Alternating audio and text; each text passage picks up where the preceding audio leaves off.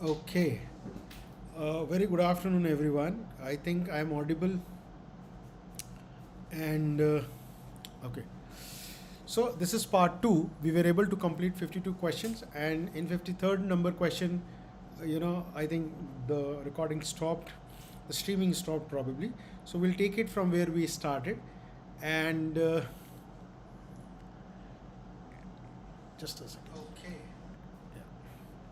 So yeah, just we'll start with 53rd number question. Let me take my pen. Yes. So the 53rd number question, which I said, which I discussed, but probably that didn't get streamed. So school health services should include all the following. School's health service should include education of handicapped children, yes. Dental and high health services, school health record, all these are correct, students. But school health service doesn't says that doctor should be in the school premises. So doctor cannot be in the premises. Doctor can do periodic checkup, but doctor cannot be in the premises. The 54th number question is, which of the following is not a component of RCH program, reproductive and child health program? Safe motherhood, yes, this is a part of RCH. Women education and empowerment, RCH program, or nowadays we say RMNCHA, is talking about woman, child, adolescent, but doesn't talk about education of the woman or empowerment of the woman directly. So this doesn't look component of RCH. Children and newborn care, definitely yes. Screening and treatment of STD and RTI, definitely yes. So option B is not a component of RCH program. Now the 55th question is, the ideal per capita space for student in a classroom. In school health, what is the space which has to be provided per student? That should be greater than 10 square feet. Okay. So there are a few things, as the question was, per capita space should be greater than 10 square feet. There should be in one class not more than 40 students. The desk type should be minus. Door and windows area should be greater than 25% of the floor area. And the colors of the wall should be white. Natural light should be coming in. One urinal for 60 students and one latrine for 100 students. All these are prerequisite of healthful school environment. Okay. Now 56th, a surveyor visits a household consisting of 35-year-old man, his wife. So so we have a man of 35-year-old. His wife is 6 weeks pregnant and has got a child of 3-year-old. So there is a one husband, one wife, and one kid. The man's brother, along with his wife, is currently visiting them for a month, going to winter vacation. So there has been a guest, the brother, and with his wife is currently visiting. What type of family should the surveyor classify? It has to be nuclear family. Don't treat this person who has visited, who is a visitor, will be staying for a month, not more than that. He's not a regular, he doesn't stay regularly there. So he cannot be considered as a part of a family staying there. So this is a classic example of nuclear family. Students, we know this is a very simple nuclear family where we have a married couple and the children staying together. Joint family, there are multiple married couples along with their children. All males are related with the blood, brothers and all, and their wives are, daughters, their wives, daughters, sisters, because everyone stays together. They have a common purse which is used to run the house. The male is dominated by the head of the family, the female is dominated by the head of the female ladies. So that is a typical example of joint family. In between nuclear and joint family, we can also make a family called extended family, where it is more than nuclear family, where the grandparents, uncles and aunts are also living together in the same house. But we cannot say they are using a common purse. They cannot be a full-fledged joint family, but an extended family. And 3-generation family is simple. You have representation of 3 generations, so it is called 3-generation family. Okay. Now, the question number 57. We have highest birth rate is seen in which stage of demographic cycle? Now, demographic cycle, whenever the question comes, we always think, okay, highest birth rate or stage 2. No, read the question. Highest birth rate. It is not asking the demographic gap. The highest birth rate is in stage 1. Okay, The highest birth rate is in stage 1. Okay, we'll take few more questions, then we'll try to explain the demographic cycle. Which of the following statement is true regarding fifth stage, the last stage of demographic cycle? So fifth stage, what happens? The birth rate has come down, the death rate has come down, but the death rate is falling below the death. The birth rate is falling below the death rate. Means births are less, deaths are more. When deaths are more, births are less. Definitely, the population will decrease. So in fifth stage, what happens? Birth rate falls below the death rate. Okay. Let's take another question. Demographic gap attain its maximum limit. So the maximum limit between the birth rate and death rate is in which stage? Obviously, please be mindful, it is late stage 2. I'll explain this why. Okay. So this is a table. But I'll not explain this table now. Let's go to the graph, which will help us to understand, and then we'll go back to the table. So what happened in stage 1 students? We have a high birth rate, we have a high death rate. So the gap is very narrow. It's almost negligible. So the population is high, stationary. But in second stage, what happens? Birth rate is almost constant, but death rate starts declining. So the gap starts increasing. This is the demographic gap, which is maximum here in late stage 2. In third stage, what happened? The death rate is declining further. Birth rate starts falling down. So there is a gap, but the gap starts reducing. See, it starts reducing. In fourth stage, what happened? Death rate is low, birth rate is also catching the death rate. So this gap becomes narrow. And in fifth stage, what happened? Death rate is low, birth rate goes below death rate. So the population starts decreasing. So while this birth rate and death rate graph is moving, what happens to your population? Population is stationary, population starts increasing, and then it takes a plateau. So this is demographic transition. Come back to the table now. What happened in stage 1? What we have seen? High birth, high death rate, gap is narrow, population remains stationary, population is young, pyramidal structure, high stationary. Stage 2, what happens? Death rate decline, birth rate doesn't change, expanding, gap is increasing, population grows, population is young, and you are losing pyramid structure. Late expanding, death rate is declining, birth rate starts declining, gap is there, but it is start decreasing. Population will grow because the gap is there, population will be young, the shape will be globular. In fourth stage, death rate is declining, birth rate is also declining, gap becomes narrow, population remains stationary, you have a mixed population, cylindrical structure. Fifth stage, now declining stage, where birth rate has gone below than death rate. So the death is more, birth is less. So population will decrease and your composition will be aging and you lose cylindrical shape. This is the best way of understanding the demographic cycle.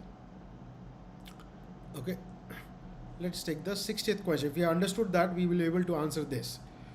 True about late expanding phase of demographic cycle. What is true about late expanding? Right? The third stage. Birth rate is lower than that rate? No. Death rate begins to decline while birth rate remains? No. Death rate declines further? Yes. Birth rate tends to fall? Yes. C goes with correct late expanding phase. Okay. Contraction of demographic gap starts in which stage? The birth rate and death rate, the gap starts contracting. Obviously, it is in early stage 3 because the death rate is declining, birth rate tends to decline, so the gap starts getting narrower. Okay, let's come to the 62nd question. Lead poisoning in industries commonly occur by inhalation, ingestion, skin absorption, conjunctival route. Commonly, students, it occurs by inhalation, right? It is inhalation. Okay, the lead poisoning, greatest source is gasoline, petrol, vehicular exhaust, automobile exhaust. The mode of absorption can be absorbed inhalation, the most common mode. So the question was, which is the best route for absorption? So inhalation is the common route. Inhalation followed by ingestion, and the third one is through skin. We have a clinical pictures of lead poisoning. So best way of remembering is A, B, C, D, E, F. A for anemia, B for basophilic stippling of RBC, which is called Bruton's line. C is colic constipation. D is wrist or foot drop. E is encephalopathy. F stands for facial pallor. Okay. The screening test used for lead is measurement of, what do you measure in screening test of lead poisoning? It is coproporphyrin in urine. You don't measure all this. You measure for screening test, you measure coproporphyrin in urine. Okay. Now try to understand. Coproporphyrin in urine greater than 150 microgram per liter indicates exposure to lead. Lead absorption is indicated by ALAO, which is aminolevulinic acid in urine. Clinical symptom appears when lead in blood is greater than 70 microgram. Lead exposure and absorption when lead you are finding in urine greater than 0.8 milligram. Basophilic stippling of RBC, which is punctate basophilia, indication of this. So screening test for lead poisoning is coproporphyrin in urine, CPU, which we say. Treatment is EDTA. The minimum airspace per worker prescribed by Indian Factory Act, right? So what is the minimum space you are going to give per worker? So it is 500 cubic feet. Please remember this. And there are few points which can be asked in any way. A minimum of 500 cubic feet per space per worker. One safety worker should be there per 1,000 workers. One welfare officer for 500 workers. One canteen for 250 workers, and one creche for greater than 30 women workers. So these are the few important points which you should remember. The ESI, Employment State Insurance Act.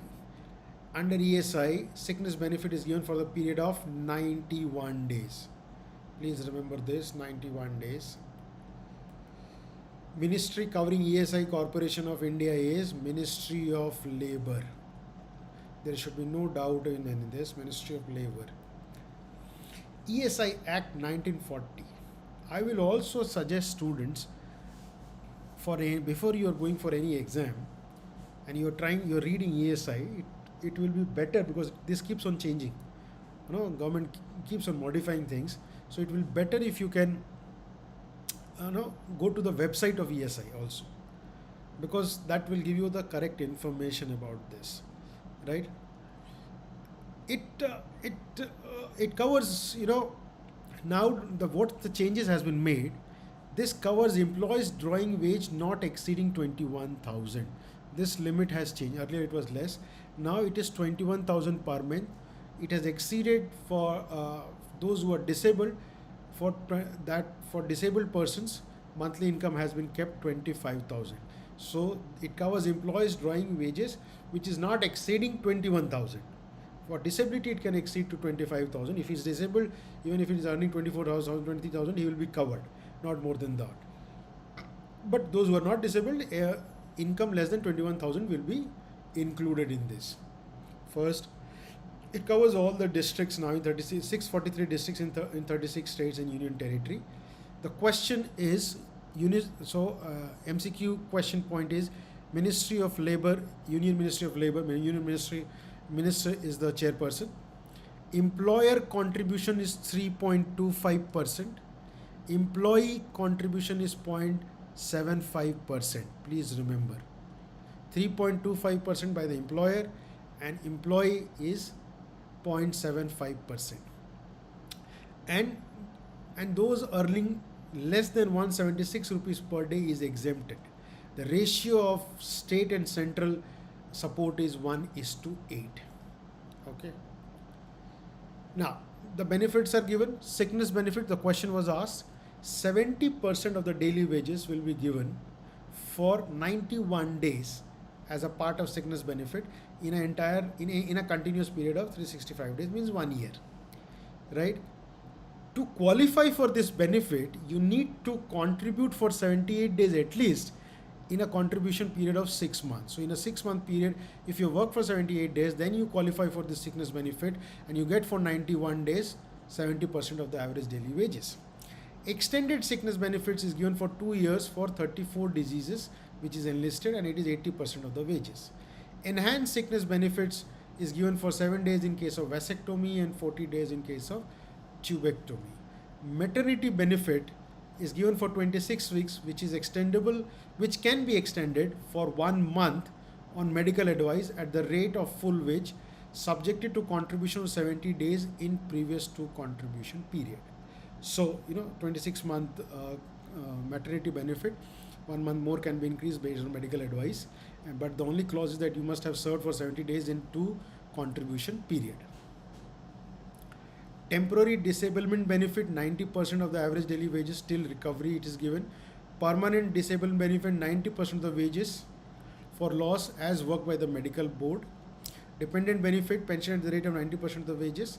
Funeral expenses, earlier it was 10,000, now it has increased from 10,000 to 15,000. So these are the few points which you need to remember. It is advisable every time because this values keeps on changing at times. So I'll recommend that whenever you are revising ESI, just go through ESI website and you will get all these numbers, whether it has changed or not, or is it the same one. Okay, the next one, 67 question. What is the color coding of bag in hospital to dispose of human anatomical waste? So human anatomical waste goes in yellow bag. Okay. Following blood transfusion, blood bags are disposed in which color coded bins? It goes in yellow bag. Urine bag goes in red, yellow, blood bags goes in yellow. Yellow plastic bags containing biomedical waste are treated by yellow plastic bags waste are treated by incineration. Please remember this, incineration. Now, few important things. How to remember this, but there are lots of 1 or 2 questions are generally asked. So when you start revising biomedical waste, 2016-18 as consequent revision is going on, and you can get the latest one by CPCB guideline. But the bottom line remains, in yellow category, there are 4 categories now. We try to put all the infectious waste. In red category, when you're putting something, it is a recyclable waste. In white, if you're putting something, it is metallic sharps. The sharp things which you're putting in white. And in blue, you're putting glasswares, body implants, metallic body implants. So let's start with here. Yellow, infectious, red, recyclable, white, sharps, blue, glassware and metallic body implants. Now if I know this, and before going into these slides, I'll come to this. Majority of the biomedical waste are discarded in yellow bag. So yellow bag, so a mnemonic is made, just an easy one to remember. Yellow bag has expired chemical liquid and bloody beddings with microbes. So yellow bag has is in capital. So H stands for human anatomical waste, A stands for animal anatomical waste, S stands for soil waste. So HAS, human, animal and soil waste. Expired medicines, chemical waste, expired chemical liquid, and bloody beddings, bed contaminated with beds, microbes, microbiology and biotechnology waste. So yellow bag has expired yellow bag has expired chemical liquid and bloody beddings with microbes. So this helps you to remember so that you don't forget. Now let's go to this picture. Blood, soil, contaminated, yellow bag has expired chemical liquid and bloody beddings with microbes. Blood, expired blood bag, discarded medicine, animals, placenta, mask, plastic cast, all goes in yellow bag. Right? One more thing. Yeah. 2018 again, this masks and a routine mask and gown will also fall in yellow bag. Now coming to the red category, as I said, recyclable things. Recyclable things means vacutainer, tubes, bottle, intravenous tubes, sets, catheters, urine bags, syringes, but without needles, and gloves will come in red. White, what will get? The sharps, needles, syringes with needle from needle tip, cutter and all blades, white. And broken discarded glass, medicine vials, ampoules, except those containing cytotoxic, all metallic body implants, or comes in blue category. So let's take some examples. Red category: gloves, infusion set, vacutainers, rubber tube, urine bag, plastic syringes without needle, all in red. You can see this white one: fixed needle syringes, surgical needles, scalpels, blade, all sharps in white. And in blue, you have metallic body implants, broken ampoules, slides, empty vials, all comes in blue category. So it is very important to remember. Okay. The next question is, arrange the following stage of family cycle in chronological sequence. Right? We have to arrange the family cycle. So how the family cycle is made? So the formation, extension, complete extension, dissolution. So this is a wrong sequence. After extension, there cannot be dissolution. So I'll cross this. Formation, extension, contraction, complete extension. No, a family cannot extend, contract, again expand. No, wrong. Formation, contraction. After formation, family generally expand, doesn't contract. So this also goes wrong. Formation, extend, complete extend. Then once it has completely extended, it will contract, it will completely contract, and then finally it will dissolute. So this is the correct sequence, stages of family cycle. And we have already read in number of times, how does the family forms? Marriage. So beginning phase and end phase, marriage and birth of the first child. Now this birth of the first child becomes the subsequent first phase, extension, birth of the last child. Last child comes here, till first child leave home, it is complete extension. When first child leaves home, last child leaves home, contraction. The last child leaves home, first spouse dies, complete contraction. First spouse dies, death of the survivor, dissolution. So you can start, you can catch the thread here, and you can move like this, it moves like this, it moves like this, it moves like this. It becomes easy to remember. Marriage, first child, last child. Last child, first child leaves home. First child leaves home, last child leaves home. Last child leaves home, first spouse die. First spouse die, death of the survivor. Done. Okay. Now the committees, the most complex one. Recommendation of Boer committee includes. The Boer committee has recommended what? Constitution of All India Health Service on the pattern of IS? No. This is by Mudliar committee. I am writing here, students, because you should be familiar with this. Separate staff for family planning program. It was by Mukherjee committee. Creation of band of para-professional, semi-professional health workers, Srivastava committee. Major changes in medical education to prepare social physician. Yes, this was by Boer committee. So the answer is D. A group on medical education support manpower. Medical education support manpower was basically given by Srivastava committee. I'll explain committees, don't worry. 3 million plan was given by Boer committee. Please remember. Now let's match Srivastava committee. Okay. Suppose there is Srivastava committee, Chadda committee, Kartar Singh committee, Jangalwala committee. Suppose if you ask me, if I see the options in list B, Chadda committee is the only committee which talked about, okay, you have malaria worker, why does that malaria worker doesn't look after family planning program? So Chadda committee talked about malaria worker will also do the work of family planning also. First. Kartar Singh committee is always known by committee of multipurpose worker, who created multipurpose worker. So, B will go with 1. Where is B1? This one and this one. C will go with 4. This one and this one. So A and D gone. Jangalwala committee is talking about integration of health services. So D will go with 2. So D will go with 2. So this will not be there. And Srivastava committee led to creation of community health guide. Yes, Srivastava committee gave the foundation of community health guide. So my option is B. Right? Now again match, we have 4 committees and we have 4 things. We have to match A goes with 1 or not. Let me help you here. Boer committee is also called as Health Survey and Development Committee. Mudliar committee is also called as Health Survey and Planning Committee. Jangalwala committee is talking about integration of health services. And Kartar Singh committee, just now we have talked, it talks about multi-purpose worker. Now match it. A goes with 1. So A, B and C is correct as of now. B goes with 4. So A is wrong. B and C is right. C is Jangalwala committee goes with 3. So C is both are right. A, B is also right. D is also no. C is going with 2 here. C with 2. No. So D goes wrong. So I am left with B. And let me check D also. Kartar Singh goes with multipurpose. D goes with 2. Yes.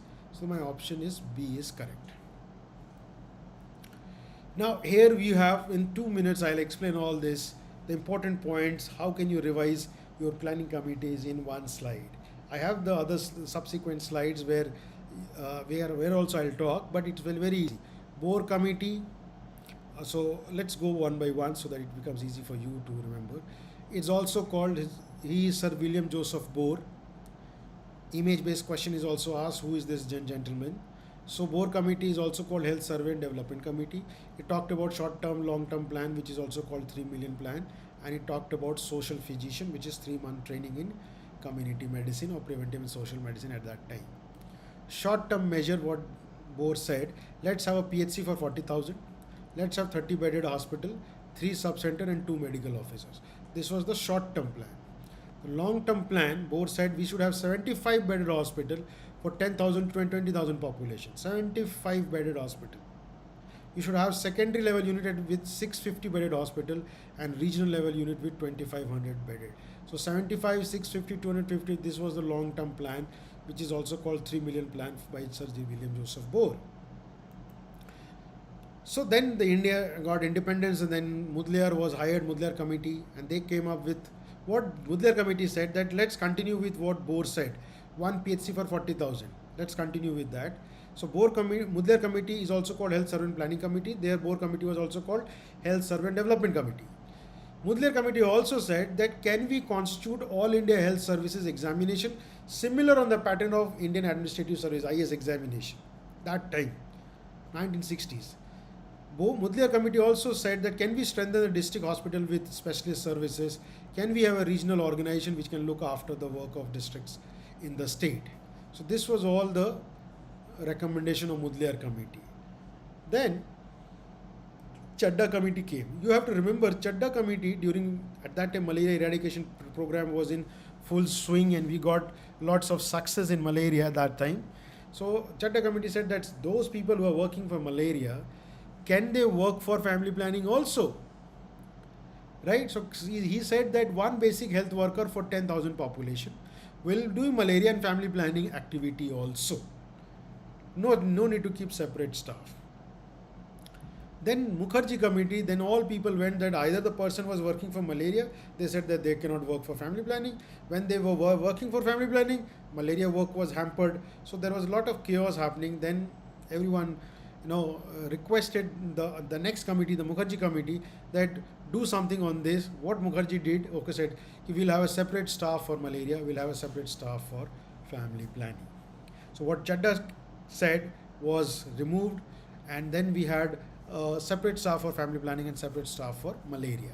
But Mukherjee also said in 1966, okay, we have a separate staff for malaria, we have a separate staff for family planning, but you need to ensure that basic health services should be provided at the block level.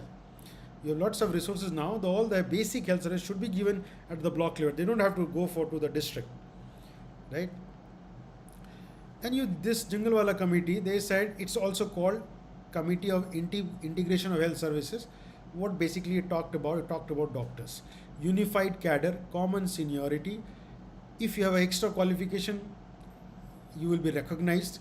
Equal pay for equal work, special pay for special work, no private practice, good service condition. We'll provide good services to the doctor, good staying condition. They don't need to do private practice, but they should contribute to the health services which has to be provided by the PHC or the health facility.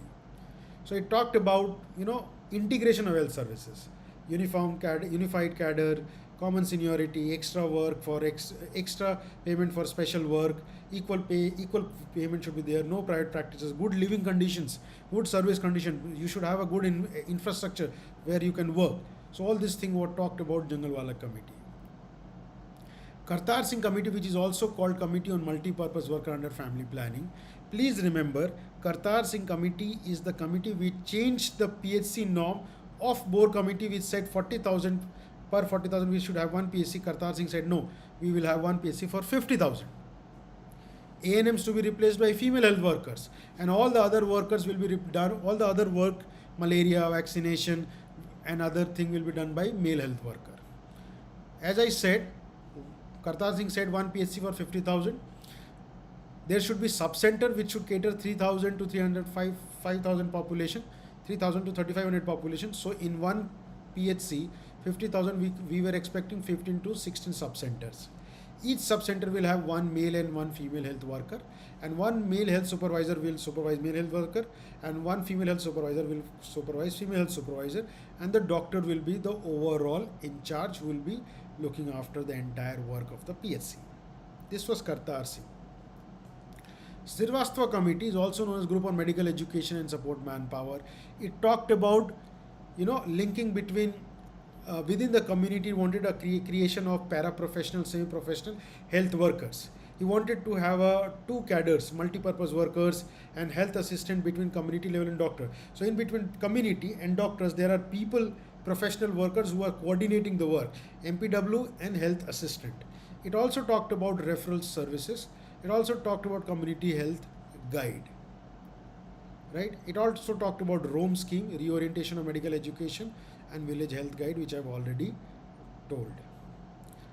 Krishnan Committee, you don't have to remember anything, you have to remember it talked about urban slums. Can we have urban health post in urban slums? All the other categories, all the other committees were talking about rural, but what about urban slums? We need to have post urban health facility in urban slums also. And the last one, Bajaj Committee, was talking about national health manpower policy, education commissions, health manpower cell. So human resource retention, how can we have a human resource policy? So these are all about the different committees which you need to remember. Now, what are the elements of primary health care? Which include all of the following except, which doesn't include, which is not a part of elements of primary health care. Safe water sanitation, yes.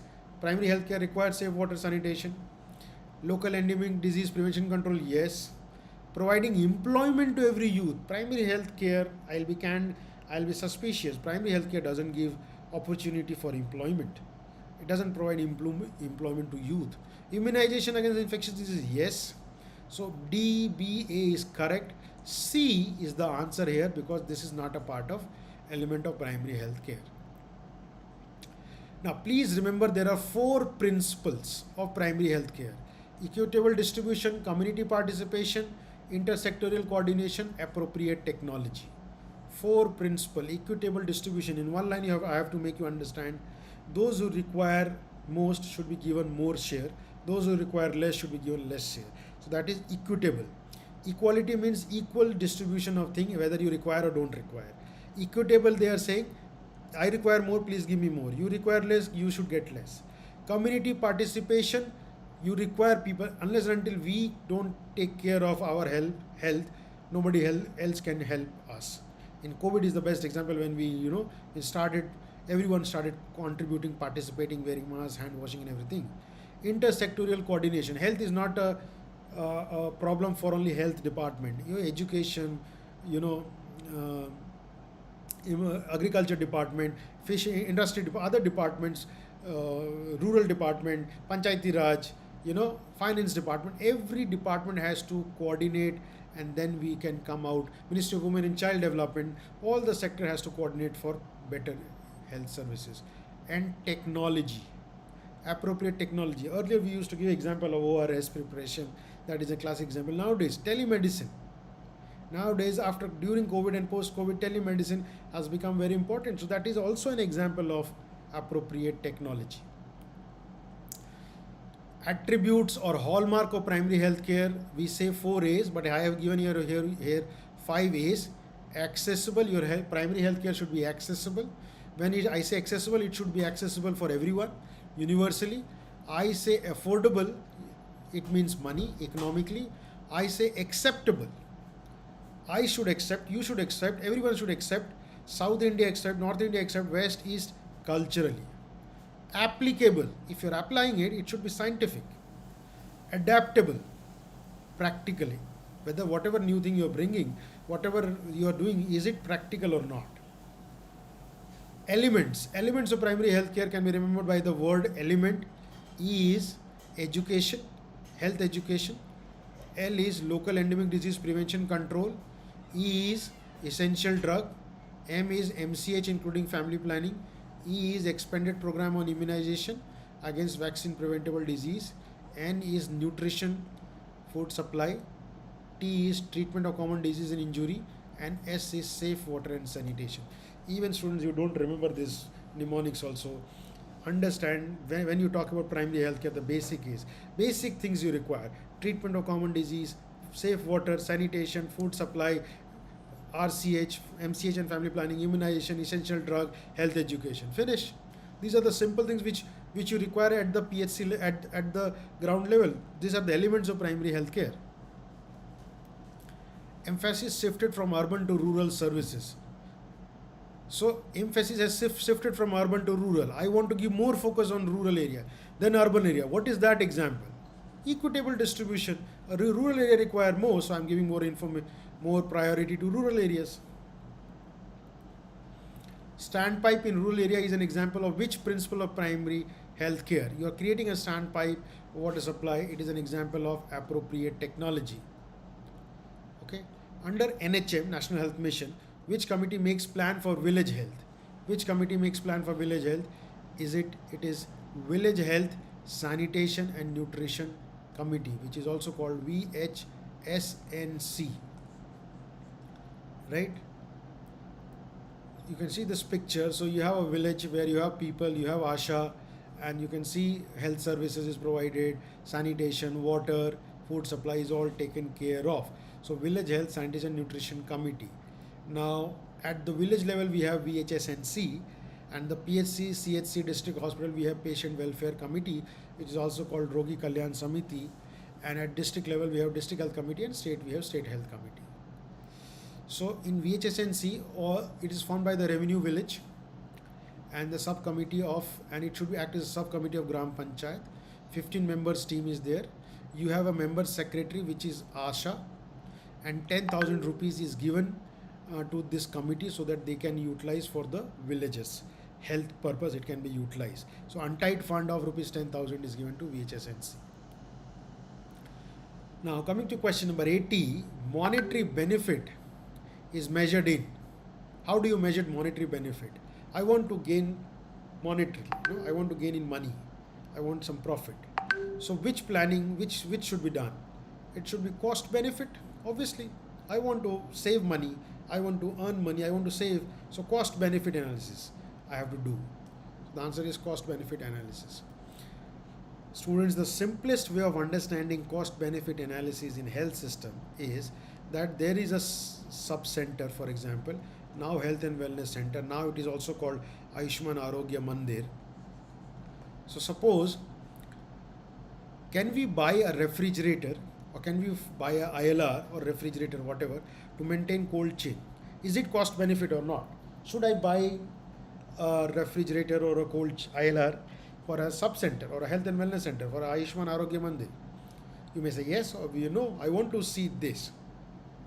What I do, cost of the refrigerator, I see it is 50 per week. Cost of electric power is, which will be consumed, is 60. So I'll be consuming 60 rupees per week. Okay. I am seeing if I don't buy that refrigerator, the female health worker, the ANM, has to travel to PHC. Traveling cost is, example, 30 rupees per week. And when she is traveling, she is not working. Because how will she work?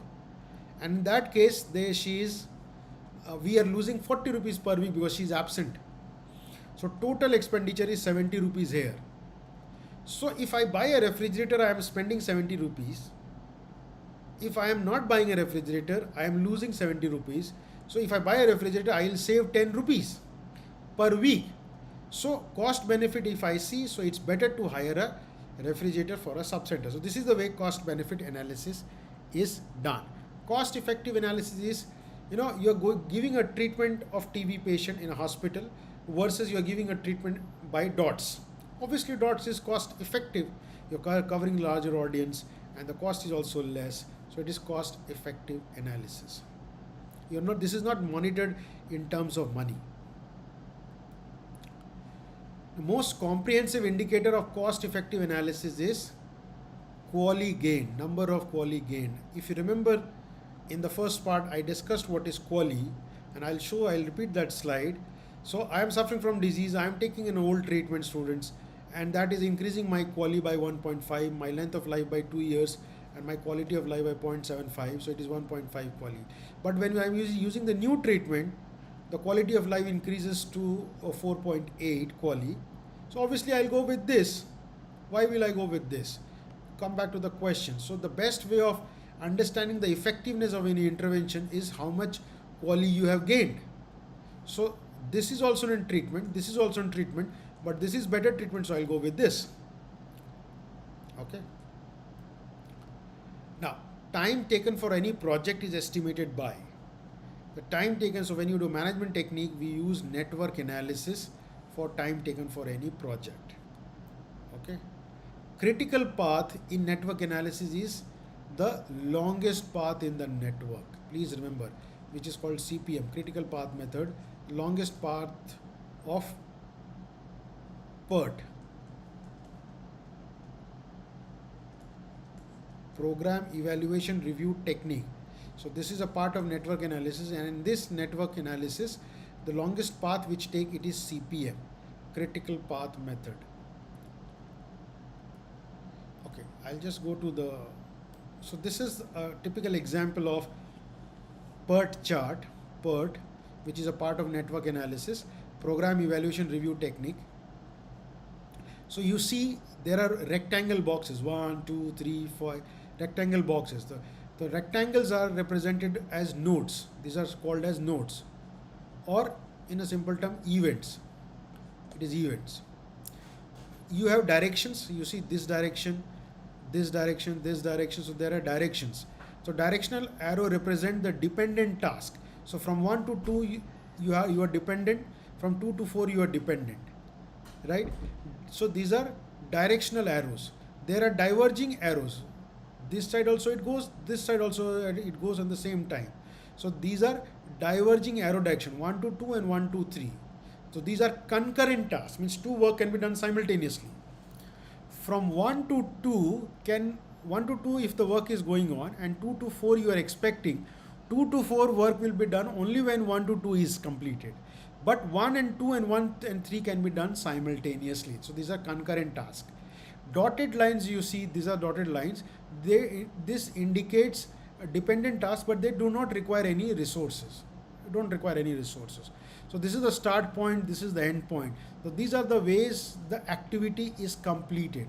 You start here, you end here, and there are different things in between which you are projected in the form of movement. So you are moving like this, right? You are moving this side also.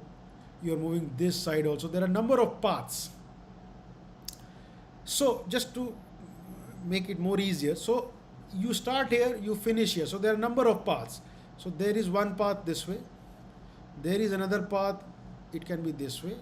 There is another path this way. The 3 paths. Out of these 3 paths, the path which take longest time, longest part of the network is called critical path. If this gets delayed, the entire project gets delayed. You have to be mindful of this. Okay. Now, in primary healthcare, ABC and VED are related to drug inventory management at PHC. So you are managing drugs at PHC. So you have to follow the management principle of ABC or VED. What is this ABC and VED? ABC is always better control. A is outstandingly important. The quantity will be less, but the cost will be more. You require, but you cannot work without this. B is average importance. It is important, quantity will be more, cost will be less. C, relatively unimportant. The quantity will be very much, cost will be not that much. So you have to prioritize accordingly. Similarly, a similar way of doing the same thing is VED, vital, essential, desirable. There are things which is vital, imperative. I am taking class. If I don't have a pen, I don't have a writing pad, I cannot take class. I don't have internet, I cannot take class. Even if I don't have a pen and the writing pad, but internet is there, I can connect with you. So vital items whose absence cannot be tolerated. If internet is not there, I cannot do. Even if I have a very good pen, I cannot work. I cannot take a class. So vital means item whose absence cannot be tolerated. 10% total item. Essential drugs whose absence can be tolerated, but for some time. And desirable is that item whose absence can be tolerated for a long time, which is 50%. So these are different techniques which is used for drug management at PHC. Now, all are true regarding critical path method except is a part of input output analysis? No. Visualizing graphical representation? Yes. Longest path? Yes. Any delay in CP delays whole project? Yes. So the answer is A. Okay. All are elements of evaluation. When you are evaluating, what are the elements except relevance? Whether you are evaluating any health services, is it relevant? The health program has been made. You are evaluating. Was it relevant to that population? Yes or no? Yes, this can be a part of evaluation. Whether that health program is acceptable by the society, culturally it is acceptable or not? Yes. Whether it is effective or not. Repeatability is not a part of evaluation. Right? So we have relevance, adequacy, accessibility, acceptability, effectiveness, efficiency, and impact. All these are components of evaluation. Which of the following are referred to as ivory tower of disease? Tower of disease. Big buildings you are seeing, big hospitals. But actually when you see from outside, there is a big hospital and you stand here, you're watching this hospital, you see that this is a big tower. There is a tower with only diseased people filled. This is the best way of representing these large hospitals now. It's a tower of disease. No? So this is large hospital. When you watch from outside, it looks like a very good, beautiful building. But inside you have only people suffering from disease. So that is large hospitals. Panchayati Raj system is a 3-tier system of rural local self-government in India. And students, you are well aware that we have a Panchayat series also. 3 series have been there. So it talks a lot about Panchayat, Panchayat Samiti, Panchayat Sachiv and all. So Panchayat is at which level? So if you suppose you don't understand, Jila in North India is set to district. So Jila Parishad is at district level. So C goes with 2. So C goes with 2. This is correct. C cannot go with 1. C cannot go with 1. C cannot go with 1. So the answer will be C. But let me check other. Panchayat goes with village level. Panchayat Samiti goes with block level. So A goes with 1. B goes with 3. So the answer is C. Okay. Now the word identify, image based question, you need to identify this image. This image is of World Health Organization. Okay, this is not UNICEF, this is not UNDP. Now health quarters, health agencies headquarters.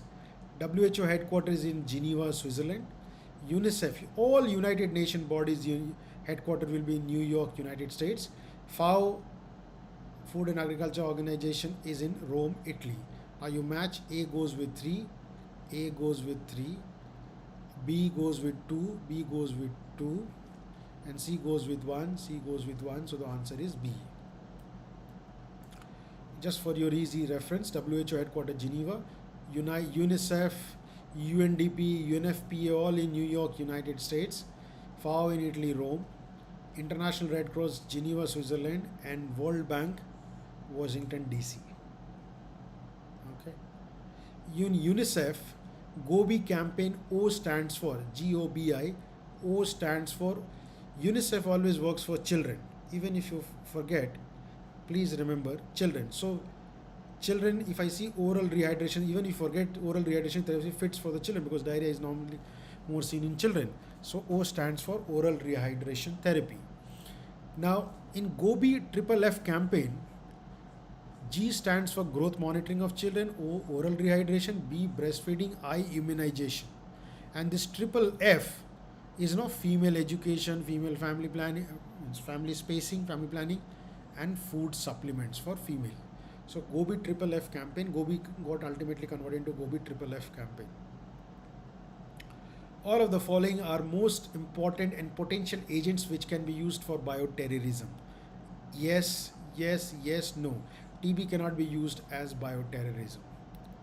Okay, so in bioterrorism we have category A, which is of highest priority, can cause national security, can risk the national security, and it can be easily disseminated and transmitted from person to person, right? So there are diseases: anthrax, botulism, plague, smallpox, tularemia. So anthrax, botulism, plague, smallpox, we all remember. Tularemia, sometimes we forget. Viral hemorrhagic fever, filoviruses, arenaviruses. These are group A. Group B, second highest priority, moderately easy to disseminate, and there are other diseases, list of diseases which you need to remember. They are in group B, and group category C is only hantavirus and Nipah virus. Okay, so bioterrorism group A agent, which is generally asked, the answer should be anthrax. Okay, now which of the following is the current sequence of various component of communication process? Now students, I am communicating with you through the platform, so let's see. Whatever I am speaking is the sender. I am the sender. Whatever I am speaking is the message. The channel which I am using here is the Medway has provided me a platform where on through OBS I am live streaming this. So that is a channel. You are the student, right? You are receiver. Students are the receiver. So I am the sender. I am whatever I am speaking, what I am trying to explain is the message. The channel is through Medway and YouTube, and you are the receiver. You have gone through my class session. You may have developed certain feedback. Oh, he was very lengthy, or he has explained better way, or he has not explained it, whatever feedback. So whatever feedback you have, if you give, that will come to me, and accordingly I'll modify if something has to be changed. So this is the correct sequence of sender will give message through a channel to receiver, and then we'll have a feedback, right? So just see this. I am the sender. I am giving a message through Medway and YouTube. I'm sending to you, receiver. You are, what you will do, okay, whatever information he has given us, okay, new things, awareness, I have generated awareness. Wait, there is an interest also. I am generating interest. Let me evaluate. Can I adopt this? So awareness leads to interest, interest leads to evaluation, evaluation leads to adoption. And receiver can give feedback to the sender that, okay, something went wrong, you could have done this in a better way. So this is the way a communication happens, right? Now, 95th question is gather approach. So gather approach is used in counseling students. When you're counseling, for example, the best place to counseling is family planning. When you're counseling couple for use of contraceptives, you use an approach called gather. Now, gather is, just whenever you're doing starting counseling, you need to greet, G, ask, T stands for tell, H stands for help, E stands for explain, and your return for follow-up visit. So you need to follow the principle of gather when you're doing counseling. In counseling, you counsel the person, you give information about all the, for example, family planning where we use cafeteria approach, we explain all the benefits, pros and cons of all the contraception, and then we inform them, and then we tell them to choose. So they have to make an informed choice. We don't have to make a choice. The couple has to make an informed choice. So gather is used there. Then comes Spike's protocol. Spike's protocol is used to breaking the bad news with patients or attendant. Now, what is Spike's protocol? Spike's protocol is S. Suppose I have to share a bad news to the patient that is suffering from hepatocellular carcinoma. So I cannot just go there and, oh, you're suffering from hepatocellular carcinoma, see what can happen. No. So you need to follow how you need to be very compassionate, you need to be empathetic. So what you do, you set, you plan it. So you need to set, and you should have a listening skills. So S stands for setting and listening skills. P stands for patient's perception. You need to let the patient speak, and then once you have heard the patient, then you can ask them that should I give some information about your disease, give him the knowledge, explore the emotions, because when you are disclosing the bad news, the patient will undergo lots of emotions. And then empathize. Put yourself there and then think. Empathize, not sympathize. And then summarize it. So this is the spikes model which we are using. There are other models also for breaking the uh, bad news, where we have ABCD model, advanced preparation, build environment, communicate well, deal with reaction, encourage valid emotion. There are break models, background, rapport, explore, announce, kindle, and summarize. But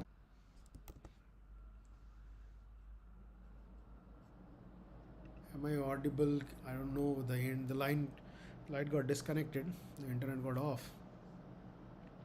I have again connected it.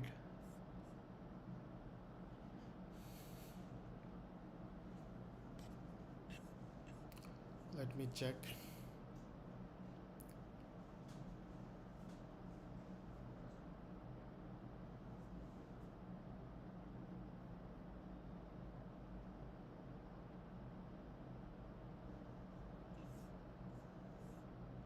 Am I audible? Just let me check. Is it working?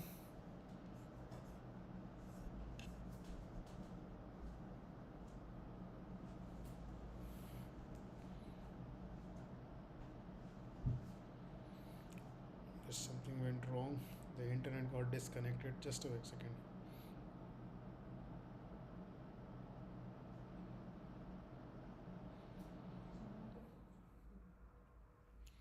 Can you hear me now?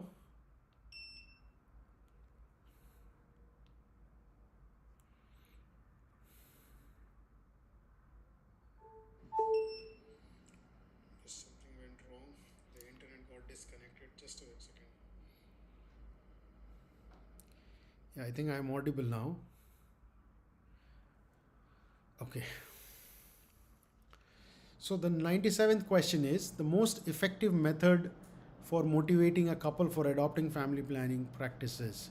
So how do you motivate a couple for adopting a family planning, right? So for that, in that case, so family planning, as I said, counseling and motivating is very personal thing. So it's very difficult to counsel anyone through printed material, films, television group. The best way is interpersonal communication, right? So you're talking one to one, and then you are explaining about that thing. So that helps the couple to understand and motivate, and then they can be motivated and they can adopt the family planning practices. So interpersonal communication is the most important effective method. Following are the group of health education approaches. Accept. Panel of 4 to 8 experts discuss the health topic. Yes. Audience is present. Specific order set speeches. Audience can take part. Specific order and set speeches are not, it is not mandatory. So the answer is C. Which of the following statement refers to propaganda? Now there is health education and propaganda. The best way of understanding propaganda is, all those, when you are playing with emotions, that is propaganda. Please remember, when you are developing your individual, that is not propaganda. Process is behavior centered. If I'm giving an education, I'm telling you, you're doing hand washing, gradually you are learning it. That is not propaganda. Makes people think for themselves. You are starting thinking about yourself. That is not propaganda. But you are trying to appeal to emotions. Something has went wrong, you should emotionally support me. That is propaganda, right? So the best way of understanding health education and propaganda is, education is actively acquired. You learn, you think, you evaluate. Awareness, interest, adoption, evaluate and adoption. Health propaganda is instilled in mind. It is said that, no, follow this. Whatever I am saying, please follow that. Promotion of thought process is there. Promotion of thought process is absent. You don't have to think. Whatever I am saying, you have to follow. Primitive desire, it is disciplined way of learning. It is arousal. Suddenly you are very excited. You are very passionate about something went wrong. Just health propaganda. So it is reflective, you think. Here it is knee-jerk reaction, reflex. Something has gone wrong, you are reflexing.